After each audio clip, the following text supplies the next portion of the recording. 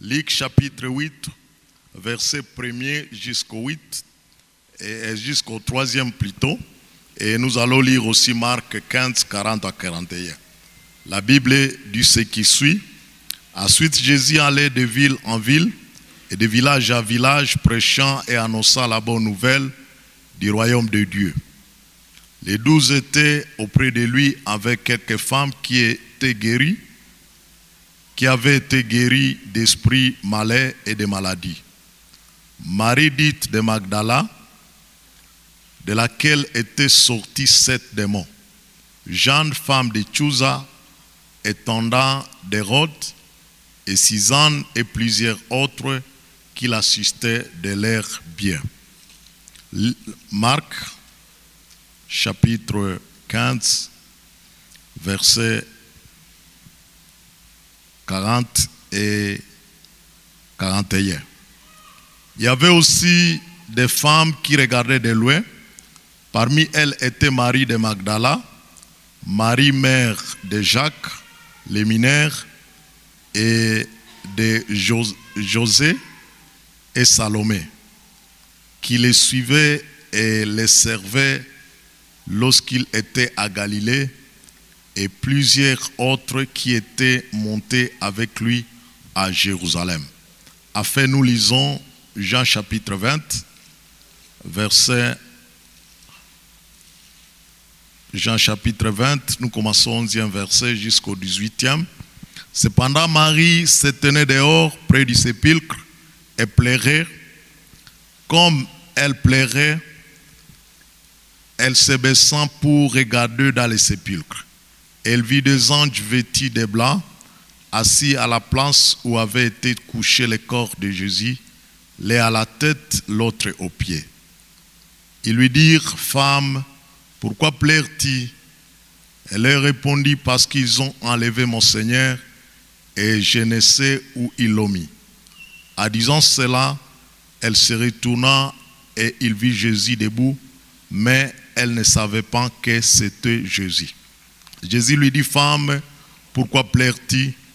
Que cherches-tu » Elle, pensant que c'était le jardinier, lui dit-il, « Seigneur, si c'est toi qui l'as apporté, dis-moi où tu l'as mis et je le prendrai. » Jésus lui dit, « Marie. » Elle se retourna et lui dit en hébreu, « Rabouni », c'est-à-dire maître. Jésus lui dit, « Ne me touche pas, car je ne suis pas encore monté vers mon Père, mais va trouver mes frères et dis-leur que je monte vers mon Père et votre Père, vers mon Dieu et votre Dieu. » Marie de Magdala alla annoncer aux disciples qu'elle avait vu le Seigneur et qu'il lui avait dit ces choses. Parole du Seigneur. Amen. Oui, ce matin, nous voulons parler du thème intitulé « Nous sommes délivrés pour servir le Seigneur ». Nous sommes délivrés pour servir le Seigneur. Ceci a été le message avec lequel Dieu a envoyé Moïse et Aaron auprès du Pharaon. C'était d'aller dire à Pharaon de délivrer, de laisser partir son peuple, afin que le peuple le serve dans le désert. Et ce matin, à travers de ces différents passages que nous venons de lire, nous voulons encore continuer avec le thème là qui a été annoncé depuis le début de l'année, que nous sommes sauvés pour servir le Seigneur. Quand on parle que quelqu'un est sauvé, il faut savoir que c'est quelqu'un qui est délivré. Ou les salis, nous pouvons dire à d'autres mots que c'est la délivrance. Et quand on est sauvé, cela montre qu'il y avait un danger qui vous guettait, mais il y a quelqu'un qui vous a vu dans ce danger-là et il est venu à votre secours pour vous sauver ou bien pour vous délivrer. Et le danger ou bien les risques qui guettaient toute personne, c'était la mort du péché. Et Jésus, il est venu pour nous dépêcher de la mort et nous accorder la vie, nous libérer des péchés dans lesquels nous vivions comme des esclaves et pour nous donner la vie éternelle. Et ce matin, à partir de ces quelques passages, nous allons découvrir ce que le Seigneur a fait dans la vie de certaines personnes et surtout la personne de Marie de Magdala qui a reconnu que réellement il a été délivré par Jésus-Christ et cela a fait que Marie soit attachée et soit dévouée pour les Seigneurs, pour les ministères de Jésus. Comme nous venons de lire à Luc chapitre 8, la Bible nous montre Jésus qui est venu comme un missionnaire, parce que la Bible dit que Jésus allait de ville à ville et de village à village, et c'était dans le but de prêcher et d'annoncer la bonne nouvelle du royaume de Dieu. Donc partout où Jésus pensait, et partout où Jésus allait de ville à ville, de village à village, il annonçait la bonne nouvelle du royaume de Dieu. Parce que c'est Jésus qui vient pour établir le règne de Dieu. C'est lui qui vient pour restaurer le règne de Dieu dans la vie des gens. Et si Jésus devrait faire cette mission, il devrait faire les ministères pour lesquels le Seigneur lui a envoyé et qui a été conduit à la croix où il est mort pour les péchés de nous tous. Mais Jésus, en faisant son ministère, la Bible montre qu'il s'est associé d'autres personnes. Et dans les textes que nous venons de lire ici, Jésus, il a associé 12 disciples en sa mission. Mais là, on parle de quelques femmes qui avaient été guéries d'esprits malais et de maladies. Donc, il y a ces femmes qui ont suivi Jésus partout où il allait et qui servaient le Seigneur, qui assistaient le Seigneur et d'autres par leur bien. Et ce que nous voyons ici, le ministère de Jésus, nous devons savoir, en faisant ceci, Jésus, il veut montrer que tous, nous pouvons servir le Seigneur. Qu'on soit homme, qu'on soit femme, tous, nous pouvons servir le Seigneur.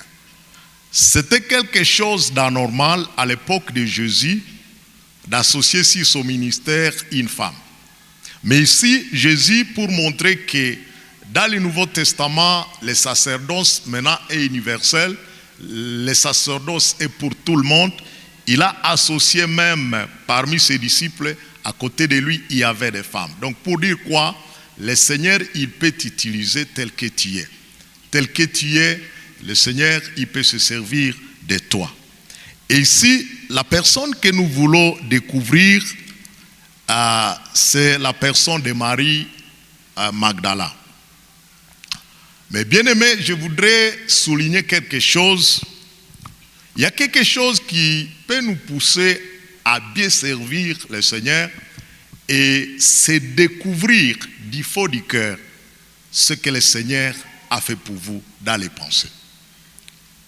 Si vous voulez bien servir le Seigneur, si vous voulez servir l'Éternel Dieu, il ne faut pas oublier, jamais oublier, là où le Seigneur vous a tiré.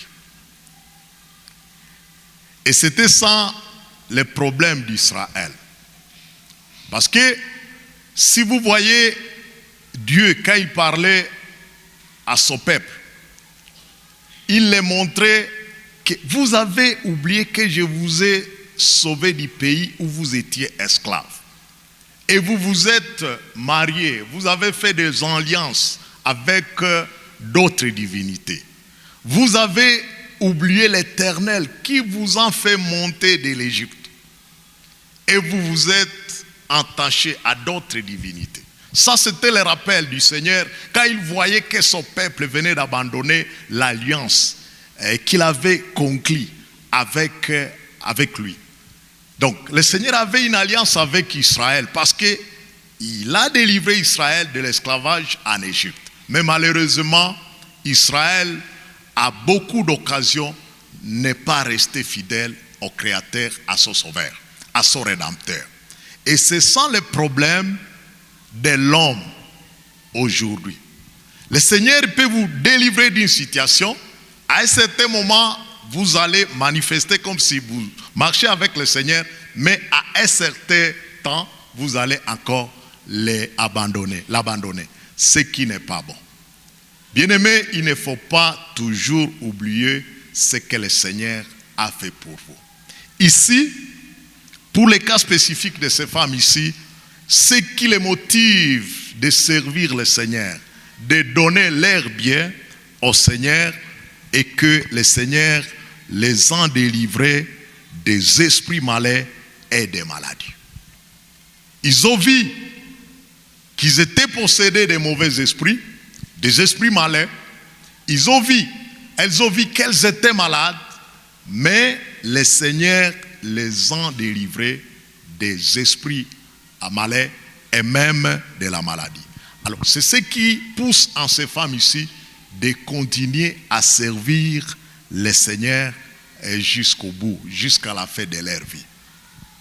Je ne sais pas quelle est même la motivation qui t'a poussé de venir ici au culte pour rendre service au Seigneur. Parce qu'à travers les cultes aussi nous rendons service au Seigneur. Quand nous venons ici pour adorer Dieu, c'est pour le servir d'une manière ou d'une autre. Et je ne sais pas si vous avez fait cela par formalité, comme aujourd'hui c'est dimanche, vous avez dit aujourd'hui c'est dimanche, je dois aller à MGL. Ou bien il y avait une poussée, ou bien il y avait une motivation qui vous a poussé de venir ici. Et quand nous adorons le Seigneur, on peut demander, l'officier peut demander à ce que nous pouvons exprimer cela par des paroles.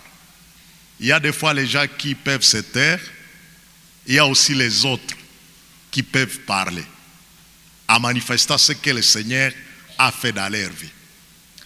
Et je ne crois pas qu'il y ait personne qui peut manquer quelque chose à dire au Seigneur.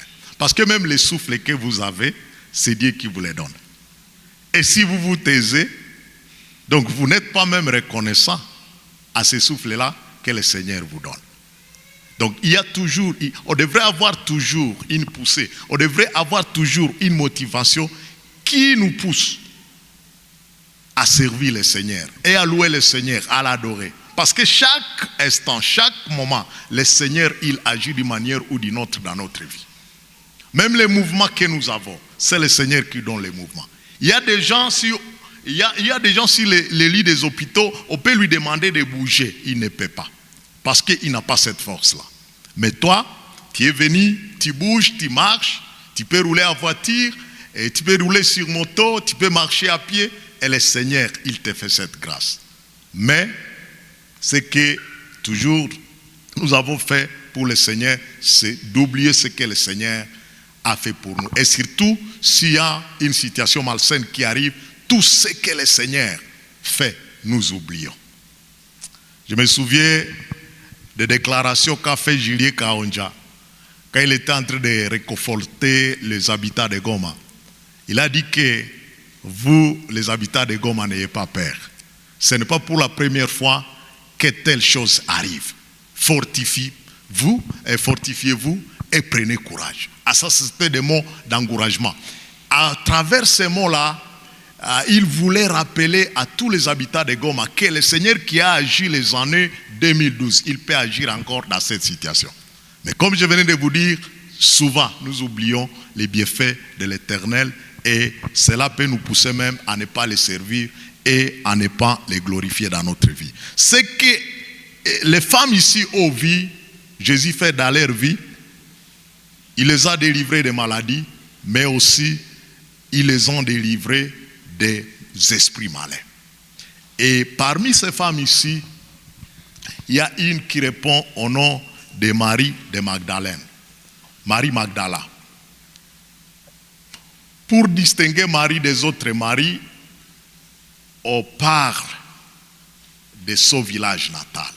On dit Marie de Magdala. Parce qu'il y a Marie, la mère de José, comme nous avons lu ici, il y a Marie, la mère de Jésus, et on peut avoir d'autres Maries dans la Bible. Mais cette Marie ici, on dit, elle est Marie de Magdala.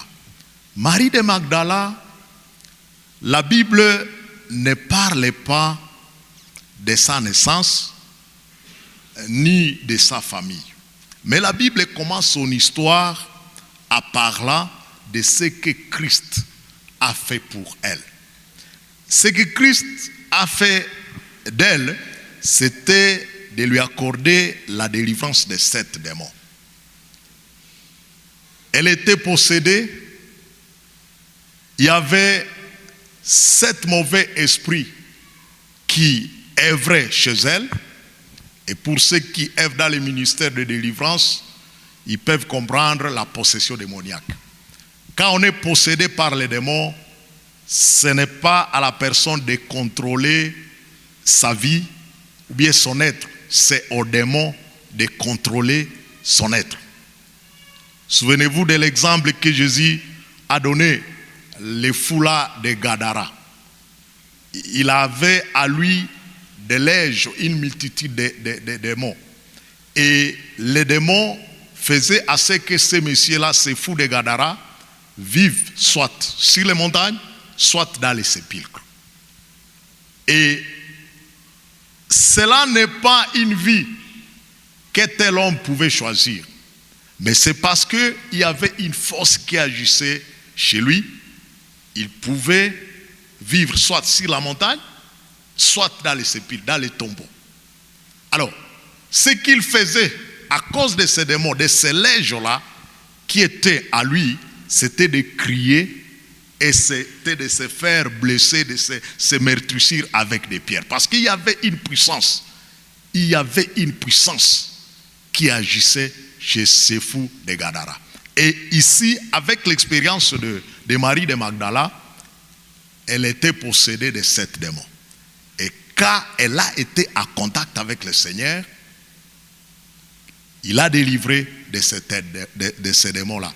Et c'est ce que confirme Jean en 1 Jean chapitre 3 verset 8, il dit « Le Fils de l'homme apparut afin qu'il détruise les œuvres du diable. » Jésus apparut pour cela, détruire les œuvres du diable. Il a vu que cette femme-là souffrait et Jésus l'a délivrée de 7 démons. Et bien aimé, après cette délivrance-là, nous voyons Marie être dévouée pour les ministères du Seigneur. Nous voyons Marie de Magdala s'engager pour l'œuvre du Seigneur. Elle a été attachée vraiment à Christ. La première chose que nous voyons dans ce passage ici, Marie, pour montrer combien de fois il a été délivré par le Christ, la Bible dit qu'il était parmi les gens qui assistaient le Seigneur avec ce qu'il avait comme avoir, comme bien. Et il ne soutenait pas seulement le Seigneur, mais aussi il soutenait les disciples. Il soutenait la mission de Christ. Et cela a fait que le ministère de Christ aille de l'avant. Là où le révérend pasteur est venu récemment pour la mission à Bunia, un jour il y avait un homme qui a reçu aussi le salut, c'est à Toul. Il avait reçu le salut, il était fumeur de chanvre. Et il était un Indien. Et il a connu le Seigneur. Et après avoir connu le Seigneur, un jour, dans un culte comme celui-ci, il y avait un prédicateur qui prêchait au sujet de un dixième. Atoul avait compris que longtemps j'ai volé le Seigneur. Il est allé à la maison, il a passé qu'est-ce que je peux offrir au Seigneur. Le témoignage dit que Atoul, ce jour-là, avait amené 350 000 comme dîmes à l'église de la CK20. Ça, c'était vers les années 90. Les pasteurs ne pouvaient pas trouver où garder cet argent parce que c'était un grand montant à cette époque-là. Même aujourd'hui, ça reste toujours un grand montant. C'était 350 000 $. Et les pasteurs, quand ils ont manqué où garder cet argent, ils ont remis à ces mêmes donateurs garder cet argent pour nous. Parce que c'était trop. Mais ce qui a poussé cet homme-là, cet Indien-là, de donner cet argent, c'est parce qu'il a reconnu, j'ai connu le Seigneur, il m'a délivré de mes péchés. Bien-aimés, quand le Seigneur se manifeste dans notre vie, nous devons toujours apprendre à le servir. Mais aussi ce qui montre l'attachement de Marie à Jésus. Parmi ce que Marie continue à faire, c'est ce que nous avons vu, comme elle était attachée en Jésus. Là où nous avons lu en Marc chapitre 15, c'était quand Jésus est crucifié. Quand Jésus est à la croix, il est à Golgotha. Là, tout le monde a fui. Même Pierre qui disait qu'il était prêt à mourir avec le Christ, il a fui. D'ailleurs, il a renié Jésus-Christ 3 fois. Les gens, ils ont fui. Les autres disciples se sont enfuis. Parce qu'ils avaient peur peut-être de la mort. Mais comme Marie avait une expérience personnelle avec Jésus, elle est allée jusqu'à la croix. Et c'est là où on dit, il y avait aussi des femmes qui regardaient de loin. Parmi elles était Marie de Magdala.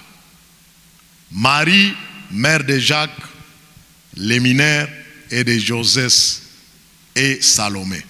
Qui les suivait, écoutez, qui les suivait et les servait lorsqu'il était à Galilée. Et plusieurs autres qui étaient montés avec lui à Jérusalem.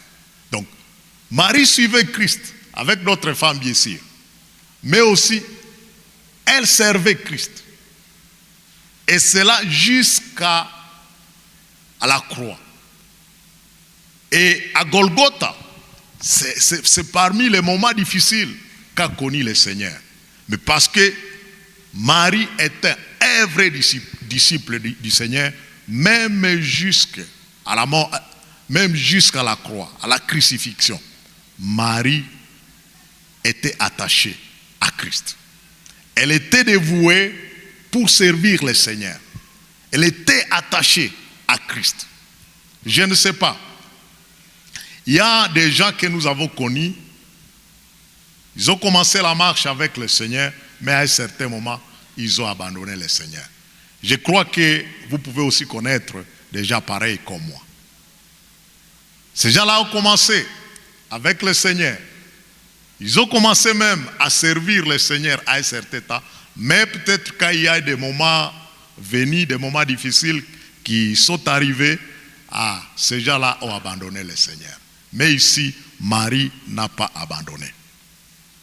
Elle n'a pas abandonné. Elle ne s'est pas limitée là-bas, là où nous venons de lire à Jean chapitre 20. Là, Jésus est déjà placé au tombeau et c'est avec beaucoup de désespoir. Vous pouvez comprendre cela avec l'histoire des disciples d'Emmaüs. Quand Jésus leur apparaît, quand ils se rendaient à Emmaüs, le soir là où Jésus était déjà ressuscité, il y a Jésus qui arrive et il marche, il a fait la marche avec ses disciples d'Emmaüs. Et les disciples ont commencé à raconter à Jésus que vraiment nous avons espéré que cet homme-là, c'est lui qui devrait délivrer Israël de l'oppression. Mais voilà, le sacrificateur, il a été tué. Et en plus de cela, maintenant, ce qu'on nous raconte, il y a quelques femmes qui sont allées au sépulcre. Et maintenant, ces femmes-là nous ont raconté qu'il est ressuscité. C'était des paroles de découragement sur le chemin d'Emmaüs. Et comme il faisait soir, les disciples là sont arrivés quelque part et ils ont dit non, nous restons ici, vous pouvez entrer avec nous ici. Mais à la table, quand ils voulaient partager les repas, Jésus a rendu grâce et maintenant leurs yeux se sont ouverts. Et ils ont reconnu que c'était le Christ. Et ils sont retournés à Jérusalem pour annoncer cela aux autres disciples qui étaient restés à Jérusalem. Et ils ont dit que réellement, le Seigneur est ressuscité. Mais ici à la tombe, nous voyons Marie de Magdalène là-bas. Ce que nous avons lu en Jean chapitre 20, verset 11 et suivant, jusqu'au 18e verset, Marie était restée là dehors et ce qu'elle faisait, c'était de pleurnicher. Mais à un certain moment, elle a abaissé sa tête, elle a regardé dans le sépulcre et elle a aperçu des anges vêtus de blanc, l'autre assis là où il y avait la tête de Jésus et l'autre assis là où il y avait les pieds de Jésus, là où on avait déposé le corps de Jésus. Alors, les anges se sont adressés à elle. Pourquoi pleures-tu, femme? Elle leur répondit, parce qu'ils ont enlevé mon Seigneur. Elle est attachée même à la dépouille. Pour elle, elle pense que le corps de Jésus est déjà volé par les voleurs. Le corps est déjà parti. Il est déjà volé. Parce qu'elle dit, ils ont enlevé mon Seigneur. Je me dis, où est-ce que Marie pouvait mettre les cadavres? Parce que jusqu'ici, elle ne comprenait pas que le Seigneur était déjà ressuscité. Mais au moins, ce qui la préoccupe, c'était le corps de Christ. C'était de voir le corps de Christ. Parce qu'elle est reconnaissante avec Christ en disant, non, c'est lui-ci quand même. C'est lui qui m'a délivré de cette démon. Voilà la motivation qui laisse à ce que Marie soit attachée à Christ, même jusqu'à son sépulcre. Et là, Marie s'est tournée et derrière elle, elle a vu un homme. Et cet homme-là, elle a pensé qu'au verset 15, deuxième partie, la Bible dit, elle, en passant que c'était le jardinier. Mais le Seigneur lui dit, Marie. Marie, Jésus lui dit, Marie. Elle se tourna et lui dit en hébreu, Rabouni. Ce que Marie croyait que c'était un jardinier, c'était le Christ lui-même qui venait de ressusciter. Amen. Et Christ a appelé Marie par son propre nom. Christ a dit Marie. Et Marie a reconnu la voix de son maître. Elle a dit en hébreu Rabouni, ce qui signifie maître. Et Marie voulait s'approcher de Jésus pour toucher ses mains. Mais Jésus dit, ne me touche pas, car je ne suis pas encore monté vers mon Père. Et ici, Jésus donne la mission à Marie. Il dit, va trouver mes frères et dis-leur que je monte vers mon Père et votre Père. Dieu est notre Père. Il est le Père de Jésus, mais il est aussi notre Père. Alléluia. Jésus ajoute, je vais vers mon Dieu et il est votre Dieu. Jésus montre que Dieu, il est son Dieu et il est notre Dieu. Nous avons Dieu comme Père, nous avons aussi Dieu comme notre Dieu. Et ça, c'est le message que Marie doit amener aux disciples. Dites que je vais vers mon Père et votre Père, ça c'est la mission, et je vais vers mon Dieu et votre Dieu. Et c'est comme ça que Marie a quitté le sépulcre pour aller annoncer aux disciples. Donc, nous pouvons dire, Marie, à cause de son dévouement en servir le Seigneur, elle a été la première personne à voir Christ après sa résurrection. Donc, pour dire quoi, bien-aimés, quand nous servons le Seigneur dans l'intégrité, dans l'attachement profond, il y a des bénédictions que nous pouvons trouver auxquelles on ne croyait pas. Je ne pense pas que cette femme ici savait que c'est elle qui devrait voir Jésus la première fois après sa résurrection. Mais c'est parce qu'elle était attachée à Jésus-Christ. Donc pour dire quoi, quand nous sommes sauvés, nous devons servir le Seigneur, mais ce n'est pas pour étant, mais c'est pour toujours, jusqu'à ce que la mort va nous séparer du servir du Seigneur. Qu'est-ce que nous pouvons donner comme conclusion à ce message? La première chose que vous devez comprendre, qu'importe la classe sociale à laquelle vous appartenez, il faut savoir que le Seigneur peut vous utiliser. Amen.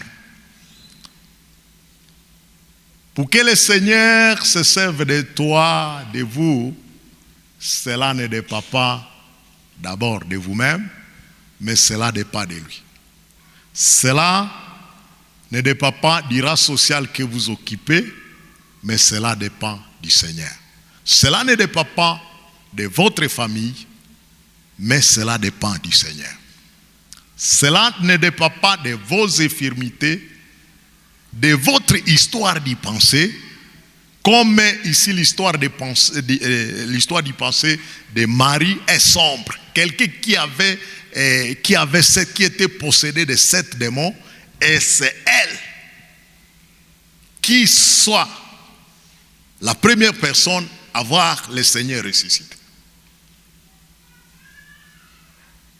Je me dis, si Marie, avec la possession démoniaque, devrait recevoir une telle révélation, en disant, même si tu as la possession démoniaque, sache que c'est toi qui seras la première personne à voir le Christ après sa résurrection.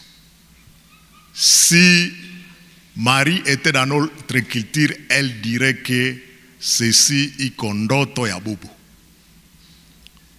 Kondoto ya bubu.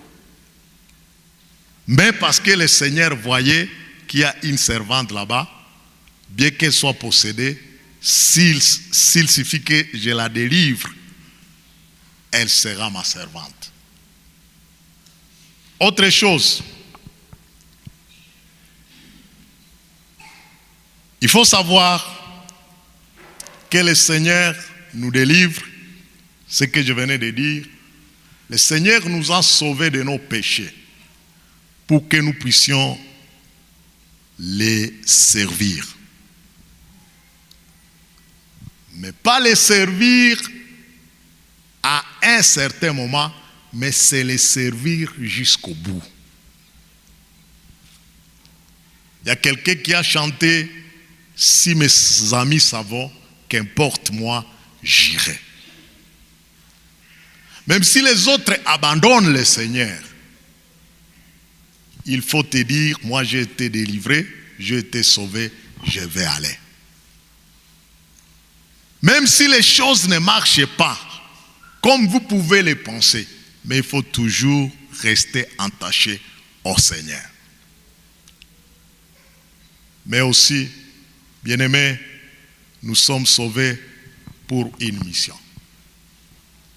Et Jésus, à Jean, chapitre 20, verset 17, il a donné la mission à Marie de Magdala pour qu'il aille auprès des autres et leur dire qu'il est déjà ressuscité. Leur dire qu'ils montent auprès du Père et de leur Père. Qu'ils s'en va vers ce Dieu et leur Dieu. Si nous existons encore ce matin, c'est parce que peut-être le Seigneur voit en nous encore quelque chose à faire pour lui. C'est parce que le Seigneur, il veut que nous puissions œuvrer encore pour lui. C'est parce que le Seigneur, il veut que nous puissions encore nous attacher davantage à lui. Et toutes les fois, comme dit Paul à Galates, chapitre 6, verset 10, toutes les fois que vous pouvez trouver une occasion pour rendre service au Seigneur, il ne faut pas louper cette occasion-là. Il faut le faire. Je ne sais pas pourquoi ce matin le Seigneur vous a conservé la vie. c'est parce qu'il veut que vous puissiez encore les servir davantage. Que le Seigneur bénisse ces paroles. Amen.